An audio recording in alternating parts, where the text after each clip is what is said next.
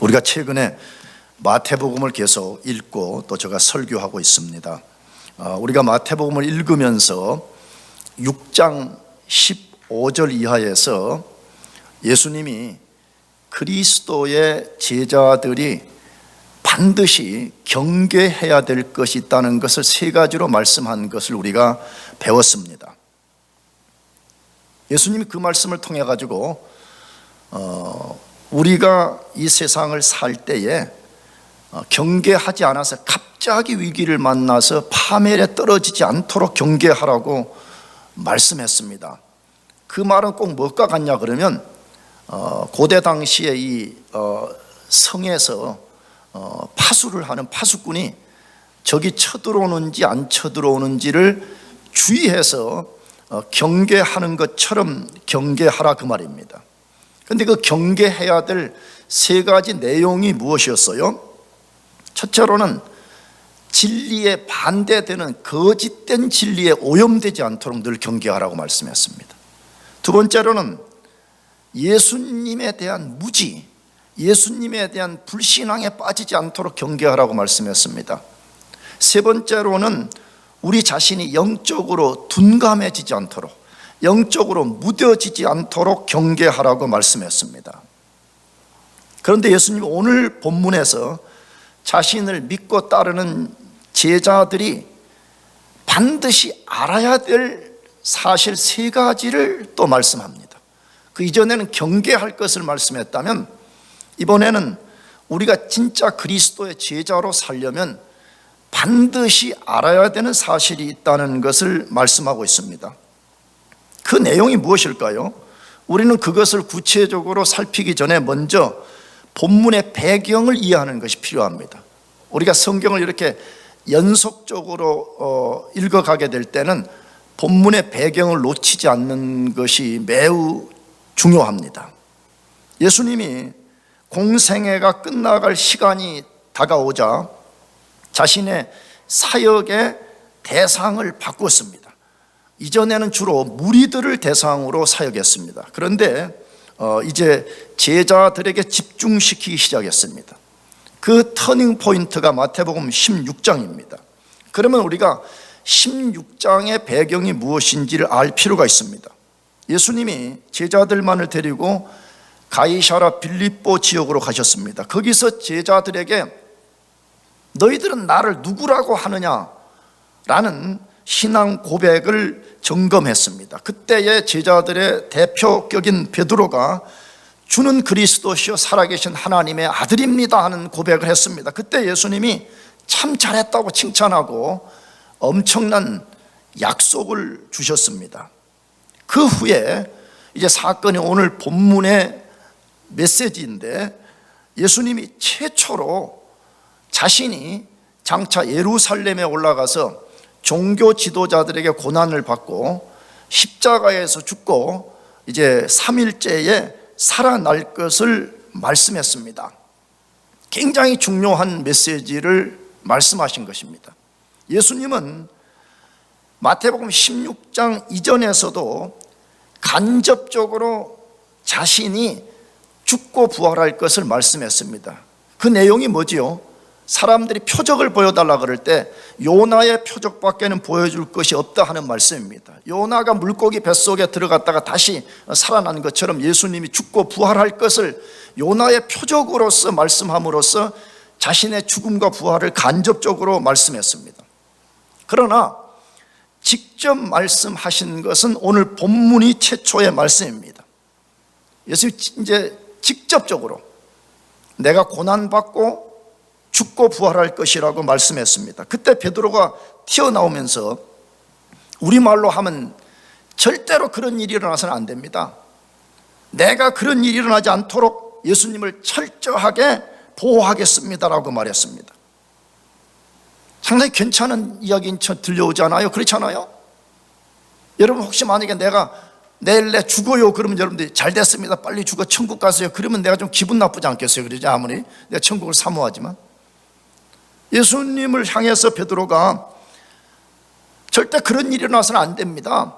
내가 그런 일이 일어나지 않도록 보호해 주겠습니다 하고 예수님에 대해 동정적이고 굉장히 호기로운 말을 했을 때 사람의 관점에 보면 칭찬해야 되잖아요. 참 베드로야 고맙다 이렇게 말해야 되는데 오늘 본문에 뭐라고 돼 있죠? 사탄아 내 뒤로 물러가라고 아주 강하게 책망하셨습니다. 왜 예수님이 베드로가 참 신앙을 고백했을 때 칭찬을 하셨는데 여기 이 부분에서는 강하게 책망을 하셨냐는 것입니다. 이게 오늘 이제 우리가 질문을 던지고 답을 얻고 그 답 속에서 교훈을 얻어야 되는 내용인 것이죠. 예수님이 이 사건을 통해서 자신을 따르는 참 제자가 되려면 반드시 알아야 될 것을 말씀하셨습니다. 그런데 제자들에게 하신 그 말씀은 오늘 그리스도를 주로 믿고 따르는 우리 모두에게 동일하게 주어진 말씀입니다. 우리가 진짜 그리스도인이 맞다면, 다시 말하면 우리가 진짜 그리스도의 제자들이 맞다면 우리는 반드시 이 사실을 알고 이것을 우리가 실천하면서 살아가야 된다 그 말입니다. 그러면 그리스도의 제자들이 알아야 될 사실은 무엇이냐 하는 것입니다. 첫 번째로 예수님이 이 세상에 오신 궁극적 이유를 분명히 알고 있어야 됩니다. 예수님 무엇 때문에 이 세상에 오셨는가, 이걸 우리가 한시도 잊어버리면 안 된다 그 말입니다. 지금도 그렇지만 예수님 당시에 많은 사람들은 예수님을 정확히 알지 못했습니다. 그래서 그분을 메시아로 받아들이는 것을 거부했습니다. 그런데 예수님의 제자들도 예수님을 아는 지식이 정확하지 못했습니다. 예수님이 그리스도이시며 살아계신 하나님의 아들이라는 것은 알았습니다. 그러나 그가 어떤 메시아이며 어떤 하나님의 아들인지에 대한 참 지식이 없었습니다. 한마디로 말하면 왜곡된 메시아관을 가지고 있었습니다. 그 왜곡된 메시아관을 가졌다는 수많은 증거 중에 하나가 뭐냐 그러면 그들은 예수님이 이스라엘 나라를 로마의 속박으로부터 해방을 시키고 이스라엘 땅에 물리적인 하나님의 나라를 세우시고 그 나라에 예수님이 물리적 왕이 되시고 제자들인 자기 자신들을 그 나라의 상당히 높은 지위를 하나씩 맡길 거라고 생각했습니다. 이것이 제자들이 꿈꾸는 메시아가 아니었고 그 메시아가 그런 일을 만들어 줄 것이라고 믿고 따라다녔습니다. 그래서 예수님이 그들의 왜곡을 바로잡고 예수님이 이 세상에 오신 목적이 무엇인가를 알려줄 필요가 있었습니다. 그래서 제자들에게 최초로 자신이 세상에 온 목적을 오늘 본문 16장 21절에서 알렸을 뿐만 아니라 이 마태복음이 끝나는 것까지 읽어보게 되면 두 번 더 예수님이 그것을 말씀했습니다. 자, 그러면 마태복음 16장 21절을 먼저 한번 읽어보십시다. 이때로부터 예수 그리스도께서 자기가 예루살렘에 올라가 장로들과 대제사장들과 서기관들에게 많은 고난을 받고 죽임을 당하고 제3일에 살아나야 할 것을 제자들에게 비로소 나타내시니라고 했습니다. 최초로 이제 자기 죽음을 알렸습니다. 자, 그런 다음에 두 번째 말씀이 마태복음 17장 22절에서 23절인데 또 거기 한번 같이 읽어봅시다. 갈릴리에 모일 때 예수께서 제자들에게 이르시되 인자가 장차 사람들의 손에 넘겨져 죽임을 당하고 제3일에 살아나리라 하시니 제자들이 매우 근심하더라. 마지막은 20장 17절에서 19절 말씀인데 거기도 한번 또 읽어보겠습니다. 예수께서 예루살렘으로 올라가실 때 12제자를 따로 데리시고 길에 이르시되 보라 우리가 예루살렘으로 올라가노니 인자가 대제사장들과 서기관들에게 넘겨지매 그들이 죽이기로 결의하고 이방인들에게 넘겨주어 그를 조롱하며 책찍질하며 십자가에 못 박게 할 것이나 제3일에 살아나리라 라고 했습니다. 마태복음 안에서 예수님이 세 번 자신의 죽음과 부활에 대한 말씀을 알리셨습니다. 자, 그런데 우리가 오늘 본문에 나오는 첫 번째 예고를 주의할 필요가 있는데 그 말씀이 어떻게 구성되었어요? 이때로부터라고 하면서 자신의 죽음과 부활을 말한 다음에 마지막에 뭐라고 되어 있죠? 제자들에게 비로소 나타내시니라고 되어 있습니다.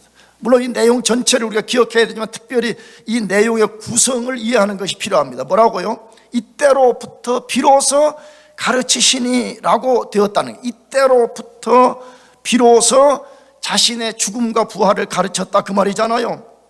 이 말을 잘 우리가 묵상해 보면 이 속에 뭐가 담겨 있어요? 예수님은 오래전부터 자신이 이 세상에 온 궁극적 이유를 말씀하고 싶었지만 그렇게 못한 이유가 있었다는 것을 우리가 알아차릴 수 있습니다. 왜 못했지요? 제자들이 그 말을 이해할 수 없었기 때문에 그랬습니다. 그래서 예수님이 약 2년 동안 기다린 것입니다. 그 증거는 예수님이 제자들에게 예루살렘에서 고난을 받고 십자가에 죽고 부활한다고 하셨을 때에 첫째는 충격을 받았습니다. 제자들이 예수가 죽는다고 할 때 충격을 받았습니다. 그리고 오랫동안 메시아가 고난을 받는다는 것을 혹은 죽는다는 것을 이해할 수 없었습니다. 아까 우리가 읽었잖아요. 두 번째, 세 번째 내가 죽고 부활할 것이라 그렇게 말할 때 제자들은 도무지 그 말을 이해하지 못했다고 되어 있습니다. 그래서 베드로가 예수님께 저항하며 그런 일이 일어나서는 안 되고 일어날 수 없게 하겠다고 한 것입니다. 여러분, 제자들 속에는 뭐가 꽉 차 있으면 우리가 추론할 수가 있어요. 예수님을 그리스도로 믿기는 믿었지만 십자가에서 죽는 그리스도는 생각할 수가 없었습니다. 그들이 꿈꾼 그리스도, 그들이 소망하는 유일한 그리스도는 자기들의 삶의 문제만을 해결해 주는 물리적 메시아만을 생각했습니다. 이게 제자들이 갖고 있는 메시아가 아니었습니다. 근데 예수님은 아니라는 거예요. 내가 이 세상에 온 제일된 목적은 십자가에서 죽기 위해서 왔다, 그렇게 말씀하는 거죠. 자, 그러면 이제 우리가 질문이 필요하죠. 왜 하나님의 아들이시며 메시아이신 예수님이 십자가에서 고난받고 반드시 죽어야 했냐는 것이에요. 안 죽으면 안 되냐 이거예요. 왜 하나님의 아들인 분이 반드시 고난을 받고 십자가에 죽지 않으면 안 되었냐 하는 것입니다. 우리가 이것을 알아야만이 왜 예수님이 이 세상에 오셨으며 예수님이 이 세상에 오신 제일된 목적이 무엇인가를 알게 되는 것입니다. 근데 그것을 가장 잘 보여주는 말씀이 하나 있는데 그것이 고린도 후서 5장 14절, 15절 그리고 21절 말씀인데, 이 말씀을 읽으면서 여러분들이 아주 중요한 단어 하나가 있습니다. 이게 예수님이 이 세상에 오셔서 십자가에 죽으신 가장 중요한 것을 보여주는 단어입니다. 그것이 뭔지 여러분들이 발견하면서 한번 읽어봅시다. 같이 14절 같이 시작. 그리스도의 사랑이 우리를 강건하시는도다. 우리가 생각하건대 한 사람이 모든 사람을 대신하여 죽었은즉 모든 사람이 죽은 것이라. 그러니까 모든 사람을 대신하여 죽으심은 살아있는 자들로 하여금 다시는 그들 자신을 위하여 살지 않고 오직 그들을 대신하여 죽었다가 다시 살아나신 이를 위하여 살게 하려 함이라. 그 다음에 5장 21절 시작. 하나님이 죄를 알지도 못하신 이를 죄로 삼으신 것은 우리로 하여금 그 안에서 하나님의 의가 되게 하려 하심이라. 가장 중요한 단어가 무엇인 것으로 발견했습니까? 대신하여라는 단어입니다. 여러분, 이것이 복음입니다. 예수님이 우리를 대신하여 십자가에 죽으러 오셨다, 지금 그렇게 말하는 거죠. 자, 그러면 왜 그가 우리를 대신하여 죽으셨습니까? 우리가 이걸 정확하게 알고 있어야 됩니다.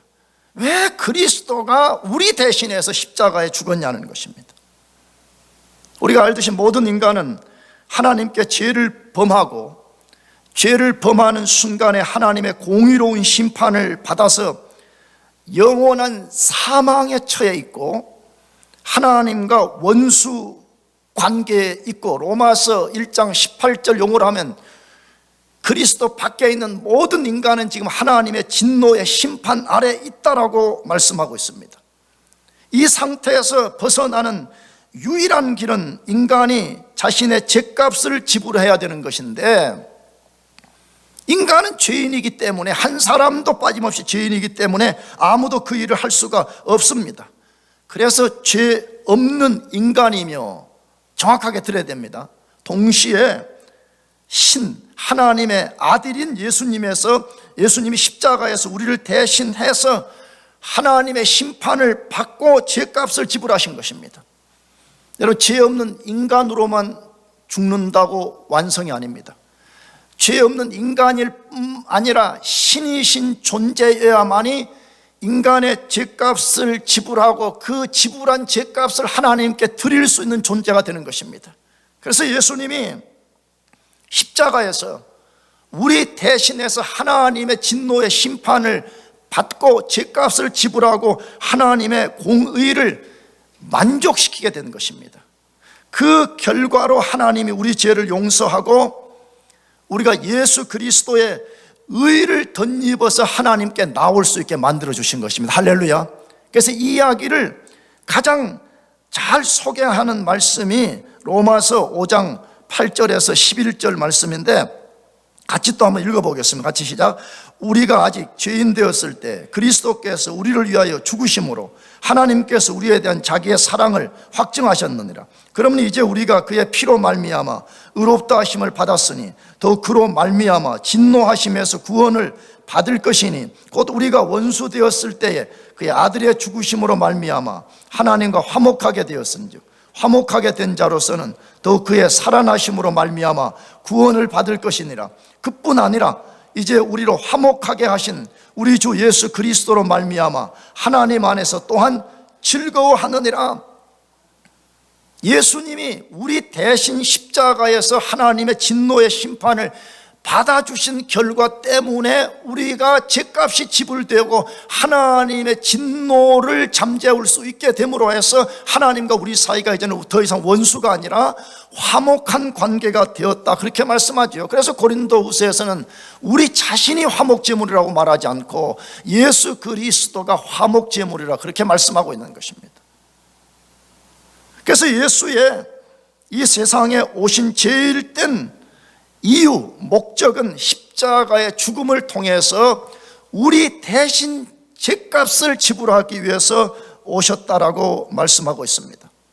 그러므로 진짜 우리가 그리스도의 제자가 되려면, 또한 제자로서 그리스도를 따르는 삶을 살려면 예수님이 이 세상에 오신 제일 된 이유를 분명히 알고 있어야 됩니다.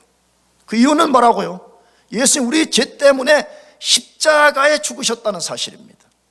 그런데 오늘 안타깝게도 십자가 없는 그리스도, 십자가 없는 기독교, 여러분 이런 것들을 가르치고 이런 것에 현혹된 그리스도인들이 얼마나 많은지 모릅니다. 만일에 십자가 없는 그리스도, 십자가 없는 기독교를 쫓는다면 그건 구원 종교가 아닙니다. 여러분, 기독교는 구원 종교입니다. 믿으시기 바랍니다. 그럼 만일에 어떤 목사가 혹은 어떤 성도가 십자가 없는 기독교, 십자가 없는 그리스도를 따른다면 그 사람은 구속 종교를 믿는 것이 아니라 윤리 종교를 따라가는 것입니다. 다시 말하면 그 사람은 꼭 기독교 선택할 필요가 없어요. 다른 타 종교, 다시 말하면 세상에서 착하게 살아라, 그리고 신을 섬기다가 복받아라, 그런 윤리 종교, 도덕 종교에 불과한 것을 따르고 마는 것입니다. 그러므로 우리가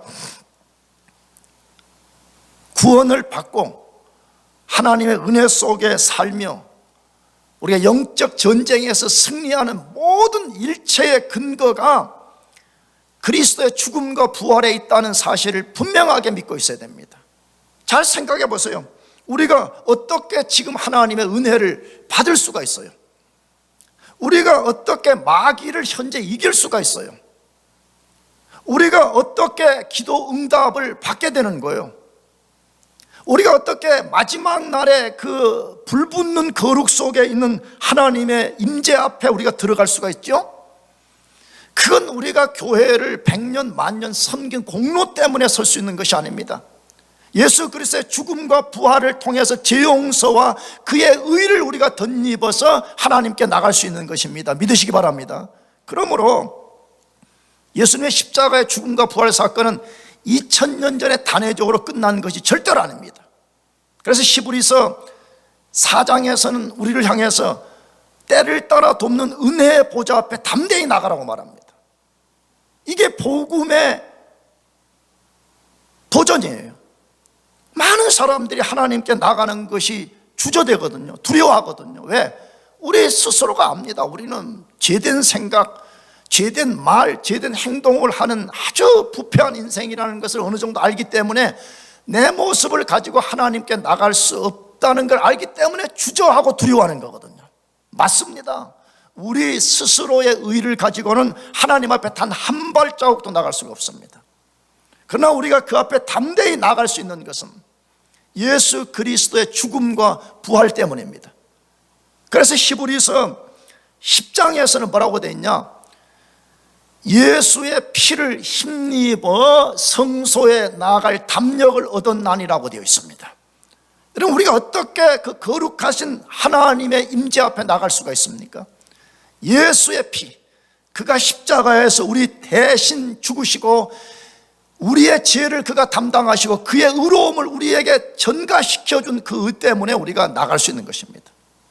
그러므로 우리가 진짜 그리스도인이 되는 것, 진짜 그리스도의 제자로 사는 유일한 근원, 유일한 힘, 유일한 능력은 그분의 죽음과 부활에 있습니다. 그래서 우리는 매 순간 그걸 기억해야 됩니다. 내 양심의 가책을 잠재우는 것, 내 삶의 죄악을 깨끗이 씻어내는 모든 것도 예수의 죽음과 부활에 있다는 사실을 기억해야 됩니다. 그런 사람들은 비록 좀 부족하지만 다시 일어설 수가 있습니다.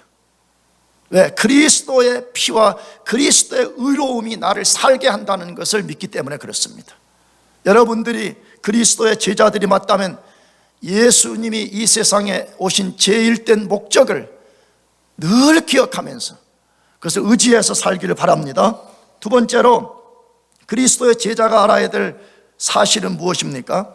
사람이 아니라 하나님의 일을 생각할 줄 알아야 된다고 말씀합니다. 이걸 다른 말로 하게 되면 우리의 뜻을 앞세우는 삶이 아니라 하나님의 뜻을 앞세우라고 말합니다. 우리의 생각을 따라 살지 말고 하나님의 뜻을 따라 살라고 말씀하고 있습니다. 예수님이 제자들에게 장차 예루살렘에서 고난을 받고 죽을 일을 말씀하셨을 때 제자들의 대변자 노릇을 한 베드로가 강력하게 저항했다고 소개되어 있습니다. 그것이 마태복음 16장 22절 말씀인데 한번 읽어보겠습니다. 시작. 베드로가 예수를 붙들고 항변하여 이르되 주여 그리 마옵소서, 이런 일이 결코 주께 미치지 아니하리이다. 베드로가 예수님을 붙들고 항변하면서 절대 죽으면 안 됩니다 이렇게 말하는 것입니다. 만약에 예수님이 죽게 되는 상황이 벌어지면 제가 그런 일이 일어나지 않도록 제가 하겠습니다라고 소리를 쳤습니다. 왜 베드로가 튀어나와서 그렇게 말했을까요? 앞에서도 말씀드렸지만 예수님이 이 세상에 오신 궁극적 이유를 몰랐기 때문에 그렇습니다. 왜 예수님이 이 세상에 오셨는지를 초창기의 제자들은 거의 이해하지 못했습니다. 나가서 예수님이 십자가에 죽는 것으로 끝나버린다면 자신이 그동안 희생하며 예수님을 따라온 것이 물거품이 된다고 여겼기 때문에 그랬습니다. 그래서 항변한 것입니다. 붙들고 절대 이런 일이 일어나면 안 됩니다라고 소리쳤다는 것이에요. 그때 예수님이 베드로의 강력한 항변에 대해서 반응하셨습니다. 그것이 16장 23절인데 읽어보십시다. 같이 시작. 예수께서 돌이키시며 베드로에게 이르시되 사탄아 내 뒤로 물러가라. 너는 나를 넘어지게 하는 자로다. 내가 하나님의 일을 생각지 아니하고 도리어 사람의 일을 생각하는도다 하시고 라고 되어 있습니다.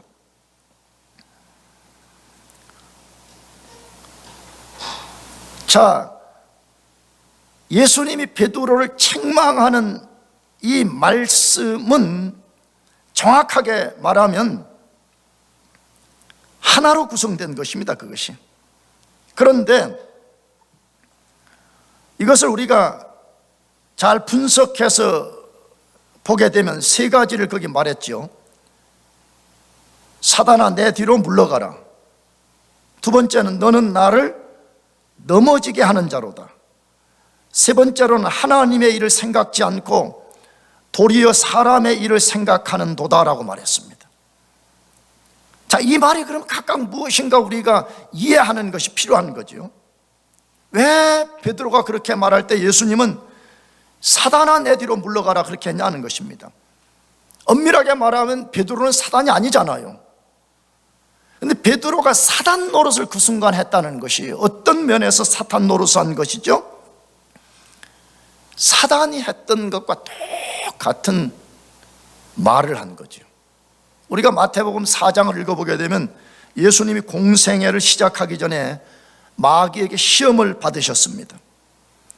그 세 가지 시험을 받았는데 그 중에 하나가 뭐냐 그러면 너는 십자가를 지는 거 그런 거 하지 말라는 거예요. 하나님의 아들이 십자가를 지는 고난을 받냐? 십자가 지지 말고 너가 기적을 통해서 하나님의 아들됨을 증거하라 그렇게 말했습니다. 지금 베드로가 마귀와 똑같은 이야기하는 거죠. 그렇잖아요. 예수 십자가에 죽겠다 그러니까 십자가에 죽지 마세요. 또 내가 죽지 않도록 보호해 주겠습니다. 그 말은 그 마귀의 원하는 것을 지금 베드로가 말했다는 것이. 그래서 사단아, 내 뒤로 물러가라 그렇게 말한 것입니다. 나가서 두 번째로 베드로가 그렇게 말하는 것은 진정으로 예수님을 위한 것이 아니라 넘어지게 한 것이었습니다. 왜 그렇죠? 예수님이 이 땅에 오신 궁극적인 이유는 물리적 메시아가 되는 것이 아니라 자신의 십자가의 죽음을 통해서 하나님의 뜻을 성취하고 죄 가운데 있는 인간을 구원하는 것이 예수님의 목적인데 베드로가 말하는 거죠. 그런 거 하지 마세요. 하나님의 뜻 그런 거 중요하지 않습니다 라고 말한 거지요. 나아가서 베드로가 그렇게 말한 가장 근본적인 배경은 하나님의 일을 생각지 않고 사람의 일을 생각했기 때문이라고 말씀하고 있습니다. 하나님이 예수님을 십자가의 죽음을 통해서 인간을 구원하시려는 것을 생각지 않고 단순히 인간적 생각에 매여서 그렇게 말했다는 거예요. 여러분, 우리가 이 부분을 매우 중요하게 여겨야 되는 교훈이잖아요. 인간적으로 볼 때는 되게 좋아 보이잖아요. 아니, 예수님 당신이 그런 고난을 받을 수 있습니까? 예수님 당신이 어떻게 십자가에 죽을 수 있습니까? 그런 일 하면 안 됩니다. 그런 일이 일어나지 않도록 저희들이 보호해 드리겠습니다. 인간적으로는 매우 동정적이고 예수님을 위하는 것처럼 보이지만 실상은 그건 예수님을 위한 것이 아니라는 것이에요. 그런데 우리가 순간순간 베드로처럼 행동한다는 것이에요. 베드로처럼 말한다는 것이에요. 우리가 이것을 매우 주의해야 된다는 거예요. 몰라서 그렇게 말할 때도 있고 어떤 때는 사람들의 체면 때문에 말해요. 체면 때문에 그것이 하나님께 옳은 말과 행동이 아닌 것을 알면서도 그렇게 말하고 행동할 때가 있음을 우리가 알고 있잖아요. 따라서 우리가 진짜 그리스도의 제자가 되려면 내가 지금 말하는 것, 내가 어떤 것을 결정하는 것, 내가 어떤 것을 판단하는 이것이 진짜 하나님이 원하시는 것이냐 아니면 내 생각을 쫓는 것이냐 하는 것을 잘 생각해 볼 필요가 있습니다. 안 그러면 우리도 모르는 사이에 베드로처럼 하나님을 위하는 것처럼 보이지만 실제로는 하나님을 대적하는 행위를 하게 되기 때문에 그렇습니다. 그 좋은 이그젬플 하나가 마태복음 26장 6절에서 13절에 기록되어 있는 마리아가 예수님 발에 향유를 부은 사건입니다. 우리가 그 본문이 좀 길지만 한번 읽어보십시다. 예수께서 베다니 나병 환자 시몬의 집에 계실 때 한 여자가 매우 귀한 향유 한 옥합을 가지고 나와서 식사하시는 예수의 머리에 부으니 제자들이 보고 분개하여 이르되 무슨 의도로 이것을 허비하느냐, 이것을 비싼 값에 팔아 가난한 자들에게 줄 수 있었겠도다 하거늘 예수께서 아시고 그들에게 이르시되 너희가 어찌하여 이 여자를 괴롭게 하느냐 그가 내게 좋은 일을 하였느니라. 가난한 자들은 항상 너희와 함께 있거니와 나는 항상 함께 있지 아니하니라. 이 여자가 내 몸에 이 향유를 부은 것은 내 장례를 위하여 함이니라. 내가 진실로 너희에게 이르노니 온 천하에 어디서든지 이 복음이 전파되는 곳에서는 이 여자가 행한 일도 말하여 그를 기억하리라 하시니라. 여기 한 여자는 요한복음 12장을 보게 되면 마리아라고 소개되어 있어요. 그런데 마리아가 예수님께 향유 한 옥합, 요한복음 12장에는 약 300데나리온에 나가는 값어치 있는 거라 그래요. 300데나리온이면 그 당시에 노동자들이 1년 동안 수입 얻은 값에 해당하는 것. 엄청난 값어치 있는 것을 예수님께 머리에 부어드렸어요. 그런데 오늘 본문에 보면 제자들이 보고 분개했다 이렇게 되어 있는데 마태복음은 제자들이라고 되어 있어요. 근데 요한복음 12장에는 가룟 유다가 그렇게 했다고 되어 있어요. 그러니까 아마 이걸로 추론하면 성경의 정확성을 우리가 알고 있기 때문에 제자들이 다 그렇게 생각한 거예요. 야, 저 아까운 것 저거 팔아가지고 말이야 좋은 데 쓰지 왜 그걸 예수님께 부어가지고 허비하냐 이렇게 된 거죠. 근데 그 말을 치고 나와서 아마 공개적으로 말한 사람이 가룟 유다였던 것 같아요. 굉장히 인간적으로 괜찮은 논리잖아요. 아니 그걸 왜 예수님 몸에 부어가지고 허비해버리냐.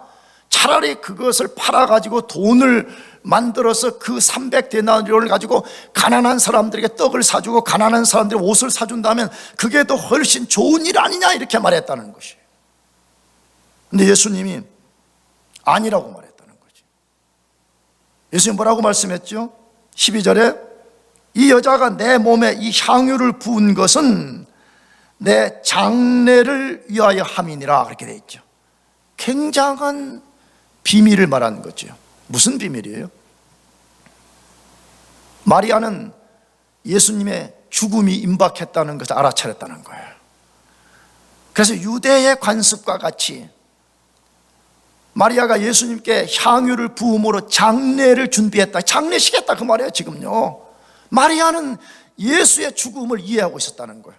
그런데 2년이 넘게 따라다녔던 제자들은 예수님이 내가 이제 예루살렘에 올라가 죽을 것이라고 직접 말씀을 해도 전혀 알아차리지 못했다는 거예요.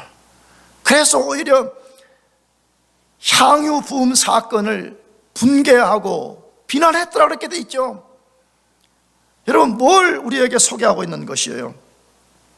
자기들의 말하는 내용이 무슨 뜻인지 전혀 이해하지 못하고 자기들의 행위가 하나님 앞에서 무엇을 드러내는지를 전혀 이해하지 못했더라. 그걸 우리들에게 보여주는 거 아니에요?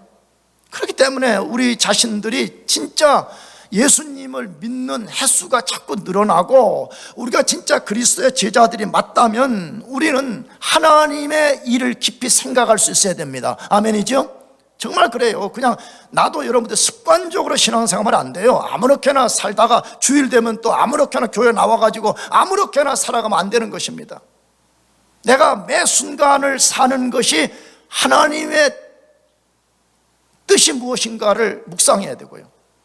내가 말하고 내 삶의 어떤 결정을 내리는 데 있어서 이게 정말 하나님이 어떻게 생각하실 것인가를 깊이 생각하는 것이 필요합니다. 그래서 우리가 이 일에 도움을 얻기 위해서 우리는 한 세기 전에 1800년도 마지막에 1900년 초에 여러분이 잘 아는 프린스턴 대학의 이 프린스턴 신학교에 아주 위대한 비비 워필드라는 사람이 있습니다. 너무너무 유명한 사람입니다. 근데 비비 워필드가 아주 뛰어난 사람인데 그 뛰어남 중에 하나는 뭐냐 그러면 이 사람 철저하게 성경 신봉자였습니다. 그래서 성경을 연구한 결과 모든 인종은 평등하다. 우리 어떻게 보면 당연한 이야기잖아요. 그러나 지금부터 100년 전에는 우리 알잖아요. 미국에 얼마나 이 인종차별이 심했는지. 근데 자기가 비난받을 각오를 하고 모든 인종은 평등하다는 걸 글을 써서 발표도 하고 강연도 하고 그랬습니다. 그때 한 백인 목사가, 잘 들어야 돼요, 그냥 사람이 아니라 한 누가요? 백인 목사가 비비 워필드를 강하게 비판했습니다. 뭐라고? 아니, 당신의 주장대로 하게 되면 만일에 인종이 평등해서 흑인이 백인과 결혼하고 백인이 흑인과 결혼하는 이런 일이 일어나는 건 상상할 수 없는 일. 만약 그런 일이 일어나는 것은 지구가 완전히 뒤바뀌는 것입니다 라고 비판을 했어요. 그때 비비 워필드가 그 백인 목사의 비판에 답을 썼는데 뭐라고 썼냐? 이 모든 일은 당신과 나 사이의 문제가 아닙니다. 우리 자신은 기꺼이 하나님 편에 서는 것만큼 현명하고 좋으며 고결한 길은 없다고 믿습니다.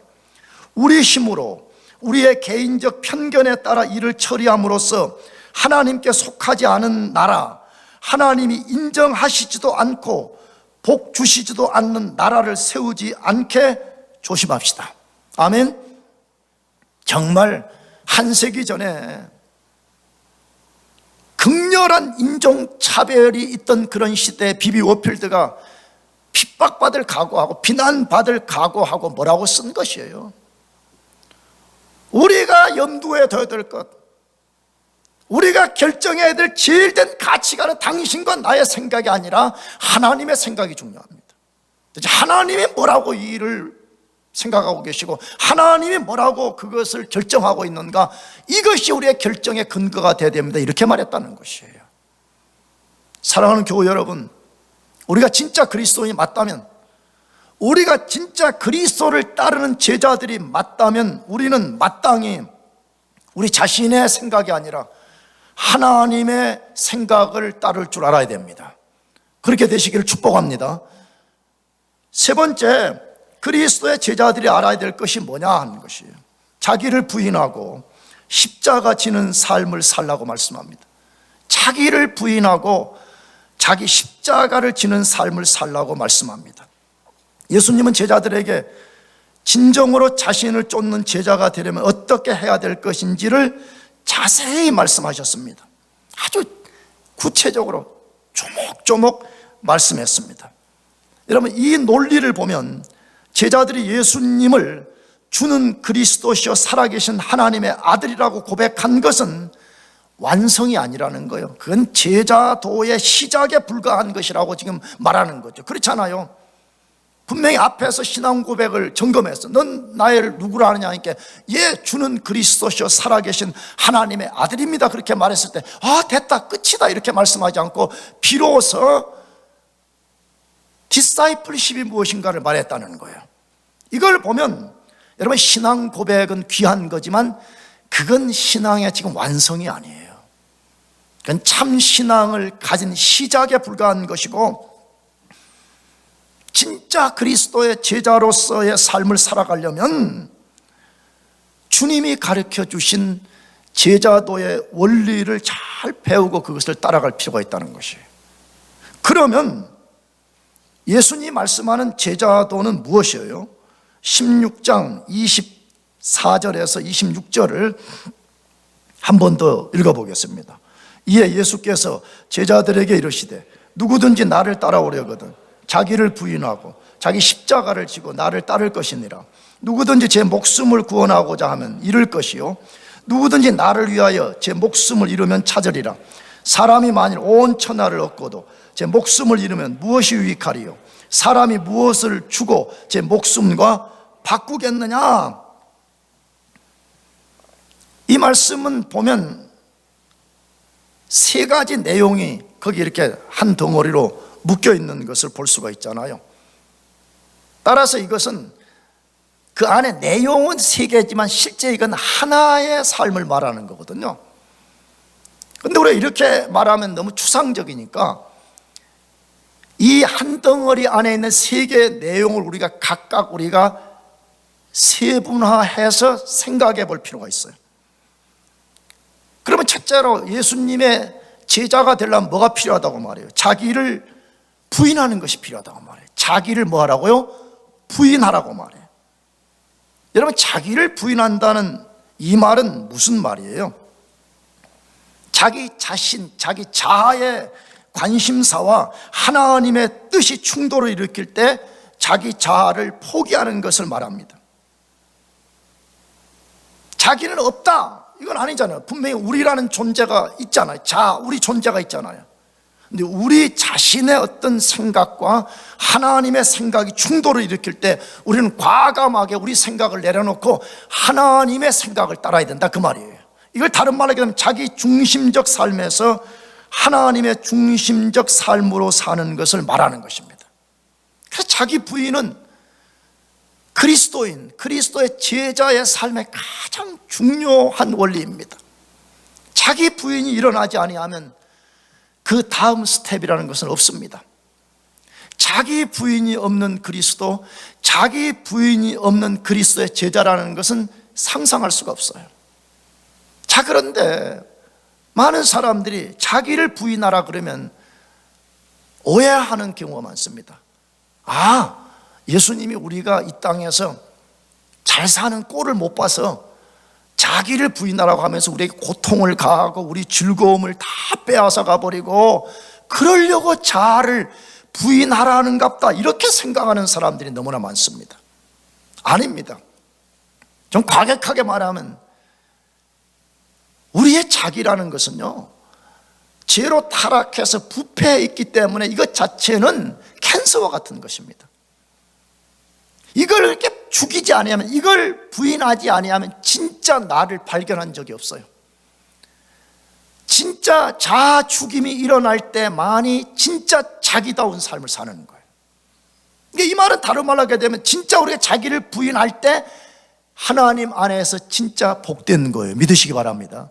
그래서 나는 자기 부인과 관련된 설교를 하면 유명한 아지스 페르난도라고 하는 사람이 한 말을 저는 매번 인용했어요. 오늘 또 인용해 보고 싶어요. 왜냐하면 내가 읽어본 자기 부정과 관련해서 이 아지스만큼 잘 정의한 사람이 없는 것 같아요. 그는 자기 부정을 이렇게 말했습니다. 자기 부인은 우리의 삶을 파괴하는 해로운 것들을 죽이는 부정으로 우리 삶을 그리스도께 바치는 것은 해로운 길이 아니라 온전한 삶을 살 수 있는 유일한 길입니다. 아멘. 아지스의 정의를 따르면 자기 부정은 우리를 해롭게 하려는 것이 아니에요. 여러분, 만일에 내가 캔서가 걸려가지고 병원에 가서 이제 검사를 받고 이제 다 결과가 나와가지고 의사가 나한테 장 목사님, 당신은 캔서입니다, 지금 당장 방사선 치료를 받아야 됩니다, 그러면 충격적이긴 하지만 기분 나쁘진 않잖아요. 그러잖아요. 그 의사가 괘씸하진 않잖아요. 예수님이 우리 보고 자기를 죽이라, 자기를 부정하라는 것은 자기는 영적 캔서와 같은 것이거든요. 그것을 죽이라고 말하는 거예요. 그래서 지금 아지스 페르난도도 말하기를 자기 부인은 우리 삶을 파괴하는 해로운 것들을 죽이는 부정으로 우리 삶을 그리스도께 바치는 것은 해로운 길이 아니라 온전한 삶을 살 수 있는 유일한 길이라고 말했습니다. 여러분, 우리 인생이 오래 살고 싶은 기본적 욕구가 있잖아요. 나도 우리 집사람하고 간혹 어떤 날은 그냥 빨리 죽으면 좋겠다 이렇게 말하다가 또 어떤 때는 그래도 80까지는 살고 싶다 그렇게 말해요. 근데 간혹 뉴스에 세상에 선진국의 OECD 몇 개국의 남자의 평균 수명이 74세다 그러면 나 80까지 살아야 되는데 속으로 그 생각을 할 때가 있어요. 기본적으로 우리가 오래 살고 싶은 욕구가 있습니다. 근데 여러분, 잘 생각해 봅시다. 인간이 진짜 자기 자신의 본질을 회복하고 인간답게 하루라도 사는 게 중요한 거지, 거짓된 자아의 속임을 당해서 70을 살고 80을 사는 것, 그것이 뭐가 그렇게 중요하겠어요? 그러므로 진정한 자아를 발견하고 진정한 자아 속에서 살아가는 유일한 길은 자기를 부정하는 데서부터 시작된다고 말해요. 여러분, 우리가 오늘부터 자기 부정을 해봅시다 하면 그리스도를 깊이 생각해요. 하나님의 뜻을 깊이 생각해요. 그런데 내 깊은 속에서부터 하나님의 뜻을 저항하려는 생각이 일어날 때마다 우리는 우리의 생각을 내려놓고 그리스도께 우리를 복종시키는 삶을 살아야 되는 것입니다. 두 번째로 제자에게 필요한 것은 자기 십자가를 지는 것이라고 말씀합니다. 자기를 부인하고 그 다음에는 자기의 십자가를 지고 따라오라고 말합니다.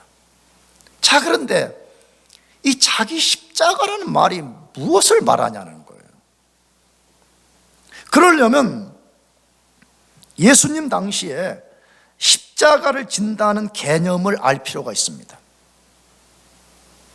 이 십자가 형벌은 어느 나라에서부터 유래가 됐다는 여러 설이 있는데, 어쨌든 예수님 당시의 처형법은 십자가형이었습니다. 그래서 로마는 위험한 범죄자들을 십자가에 못 박아 죽였습니다. 그런데 그냥 끌고 가서 죽인 것이 아니라 십자가에 못 박아 죽일 범죄자에게 그가 처형당할 장소까지 십자가를 지고 가게 했습니다. 예수님도 그랬잖아요. 그런데 왜 처형장까지 십자가를 지고 가게 했냐 그러면, 자기 자신과 십자가를 지고 가는 무리들에게 데몬스트레이션을 하는 거예요. 뭐라고? 나는 더 이상, 우리는 더 이상 로마의 공권력에 저항하지 아니하고 나는 이제 복종하겠습니다. 이것을 보이는 행위가 십자가를 지고 처형장까지 걸어가는 거예요. 예수님이 그 처형 방법을 지금 디사이플십으로 가져와서 말하는 거예요. 뭐라고? 너희들이 나의 진정한 제자가 되고 싶다면 나를 따라오는 데 있어서의 어떤 상황을 만나든지 간에, 그 죽음이든 가난이든 오래 기다려야 되는 것, 육체의 질병이든 억압이든 어떤 상황을 만나든지 간에 끝까지 나의 뜻에 순복하고 나를 따라오라, 이 말이에요. 이게 주님이 요구하시는 십자가 지는 삶이라는 것이에요. 사랑하는 교회 여러분, 결코 쉽지 않을 수 있습니다. 그러나 우리는 진짜 그리스도의 제자로 살려면 십자가 지는 삶이 필요합니다. 어떤 고난이 따라오더라도, 어떤 삶의 상황을 만나더라도 그 속에서 끝까지 그리스도의 뜻에 순복해서 살아가기를 축복합니다. 마지막 세 번째로, 그리스도의 제자에게 필요한 것은, 그리스도의 제자들에게는 역설의 삶이 있다는 것을 반드시 기억하라고 말해요. 다시 말하면 그리스도의 제자들에게는 패러독스의 삶이 있다는 것을 기억하라고 말해요. 그러면 그 패러독스는 뭐라고 예수님 말씀했어요? 자기 목숨을 구원코자 예수님을 버리는 사람은 목숨을 잃어버리게 되고, 예수님을 위하여 자기를 버리는 사람은 도리어 목숨을 얻을 것이라고 말합니다. 여기 목숨은 영원한 이터널 라이프를 말하는 것입니다. 자기 위해서 예수 버리는 사람은 이터널 라이프를 잃어버려요. 그러나 예수님을 위해서 자기를 버리는 사람은 이터널 라이프를 얻게 되는 패러독스가 있다라고 말씀하고 있습니다. 사실이에요. 여러분, 기독교는 굉장한 패러독스를 갖고 있어요. 복음 자체가 굉장한 패러독스를 갖고 있어요. 그런데 패러독스를 이해하지 못하니까 사람들이 예수가 받아들여지지 않는 거예요. 근데 복음 안에는 패러독스가 있어요. 잘 보세요. 어떻게 하나님의 아들이 십자가에 죽어야 되냐는 거예요. 어떻게 메시아가 십자가에 죽어야 되냐는 거예요. 세상 관점에는 이해가 안 되는 신비로운 거잖아요. 그러니까 사람들이 못 받아들이는 거예요. 그러나 그것을 받아들이는 사람 속에는 패러독스의 축복이 많은 거잖아요. 여러분과 제가 그리스도의 진정한 제자의 삶을 단 하루라도 살고 싶다면 자기를 부인합시다. 십자가를 집시다. 그리스도의 영원한 생명을 얻기 위해서 주님이 만일에 우리에게 죽음을 요구한다면 우리가 기꺼이 죽음의 자리까지 내려갑시다. 그러한 사람에게는 역설로 세상이 줄 수도 없고 세상이 알지도 못하는 하나님의 복을 얻게 되고 영원한 생명을 얻을 것이라고 말씀합니다. 여러분 모두가 그러한 축복 속에 거하기를 바랍니다. 기도하겠습니다.